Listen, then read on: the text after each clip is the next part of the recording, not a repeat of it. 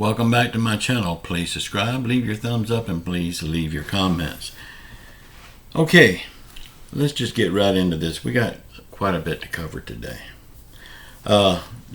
Yesterday I gave you the net worth of several of the lawmakers, Joe Biden, Nancy Pelosi, but I failed to give you Hunter Biden's net worth. And you know, right now, we the people are paying $30,000 a month for his Malibu beach house that he's renting. $30,000 just for his rent. He's living on $200,000 a month. So why can't he pay his own rent out of $200,000? But Hunter Biden says he can't afford to pay his bills. His net worth this year, $1 million. Now, in their world, the elite's world, $1 million is not a lot of money. So I'm sure he is feeling the pinch. But just 3 years ago, his net worth was $6 million. What happened to that $5 million?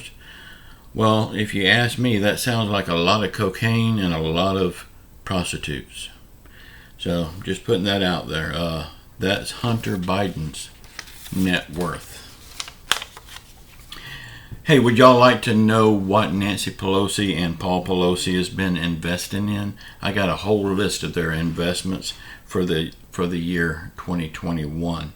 I will link to the description box below. Go check it out. The whole list of their investments is there, and we wonder why there's such a big disconnect from the lawmakers and the American people.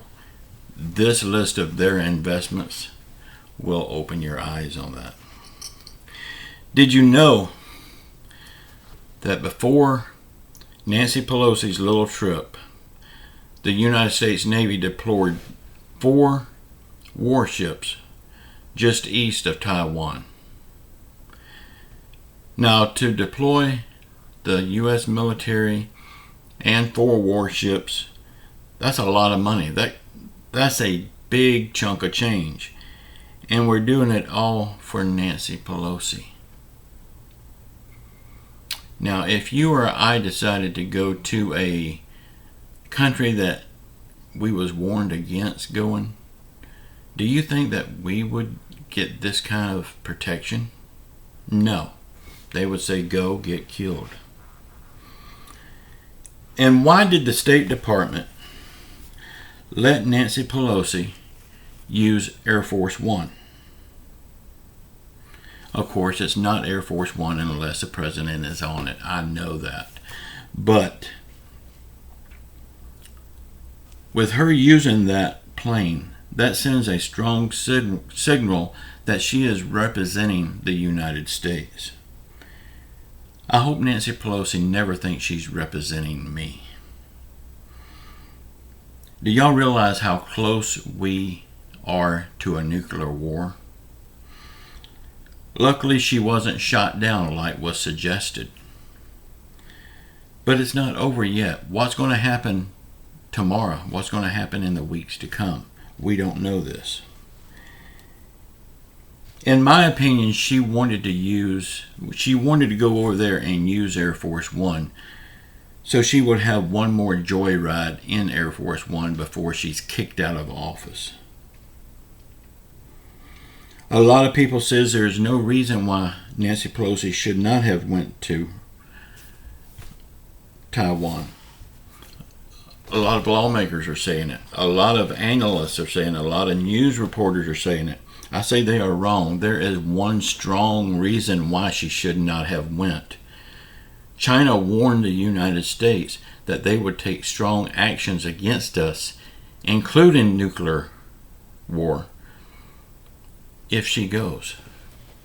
Now, a lot of people say if she don't go, that's like backing down. That's like cowering down. No, it's being smart, because that man over there is stupid. He is deranged.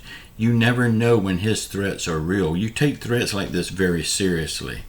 And just imagine for 1 minute if she did get shot down in Air Force One, it don't matter if she was in Air Force One or not, but if she got shot down, the United States has a responsibility to defend her and to react, and that would put us right in WW3. And it's because Nancy Pelosi wanted to go over there. See, the thing is, it's been so long since a high-ranking U.S. official has been over there. That alone strains the relationship. If you want to build a good relationship, make multiple trips over there. All these years that's passed and nobody has been over there, that in my eyes is wrong. We should have always been going over there. Then this would be nothing new. But what do I know? I'm just a guy on YouTube. Kamala Harris. She has announced a plan to spend $1 billion on climate change. On climate change projects in the U.S. Y'all, climate will change whether or not we spend $1 billion on it or not. It has been changing ever since the first day of the universe's existence. It started changing back then. Nothing we can do will stop climate change. It's going to happen whether we're on board with it or not. So that's just money wasted. I mean, sure, these things are important and they should be addressed, but not now. We've got other things much more important than this. Because if we don't address these other things, all of these things that we're talking about in the climate change, that's in the distant future that will help us. If we don't address these other problems, we may not make it to the distant future. Wouldn't you think, with the economy in the tank like it is, all the food shortages, out of work farmers, out of work truck drivers, and almost every other sector of the workforce is hurting, we should be easing up on regulations and restrictions. Like on farmers, we tell them, well, our government tells them, how much they can plant, when they can plant, where they can plant. Have you ever been driving down a country road with all the farms, beautiful farms, and then all of a sudden you come across miles and miles of just blank land, nothing out there? You say, well, maybe it's in between seasons. No, it's not in between seasons, because they could not get the permits to plant there. They should be given the go-ahead, plant all you can. Plant all you can. That will bring the prices down for everyone. Then we can export to other countries and make even more money on our agriculture. But of course, our lawmakers don't see it that way. Truckers, we are killing our truckers with the high price of diesel fuel. They can't get to the goods and they can't deliver the goods. That also creates inflation. We lower the prices. I mean, yeah, everybody needs lower prices across the board for gas and diesel. But if we at least lower it for diesel, that would bring the prices down for all other goods that's being delivered by truck. Pumping oil right here at home instead of buying it from other countries, that would bring the price of gas down even further. They're falling right now, but this would bring the prices down even better. I mean, we have more oil under our ground and it could be refined into gasoline. We have enough to last us 450 years, but we're not using it. We're using other people's, buying their oil, pumping up their country. It really looks like to me that Joe Biden administration is trying desperately to destroy the United States with their policies and regulations, and they're doing a real good job at it. We must vote them all out in the midterms, and if we can't get them out in the midterms, we have to finish the job in 2024. If we make it to 2024. without being destroyed by Biden and Pelosi's nuclear war that they are working hard to create.